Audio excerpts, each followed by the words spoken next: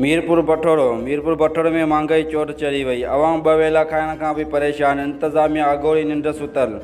उन मौके ते आदम चांडियो, हाजी ख़ासकेली, कादर बख्श, ज़हूर ऐं ॿियनि मीडिया खे ॿुधाईंदे चयो त खाधे पीते जी शयुनि जी अघ चोट चढ़ी विया आहिनि। अवाम महांगाई में पीरजल रहियो आहे। वधंदड़ महांगाई करे ग़रीब मुस्किन माण्हुनि जो जीवन जंजाल थी वियो आहे।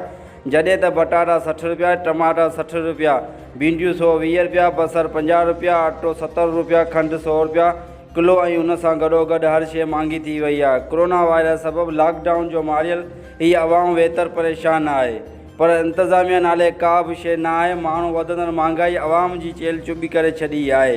अवाम ख़ुदकुशियूं करण ते मजबूर थी वई आहे। हिननि ज़िम्मेवारनि हितां जे DC सुजावल AC बठोड़ो मुख्तियार बठोड़ खे करार ॾींदे ॿुधायो त हिकु ग़रीब पोरियत 500 ॾियारी कमाईंदड़ एतिरी महांगाई में उन छा वठे। उन्हनि एला अख़्तियारनि खां मुतालबो कयो। चयो आहे त DC सुजावल इस्माइल मेमन, AC बठोड़ो गुलाम हैदर ख़ासकेली, मुख्तियार बठोड़ो ज़ुल्फ़कार कांडेरो ऐं खे फौरी तौरु हटाए वधंदड़ महांगाई खे कंट्रोल करायो वञे। ॿिए सूरत में एहतिजाज जो दाइरो वधायो वेंदो।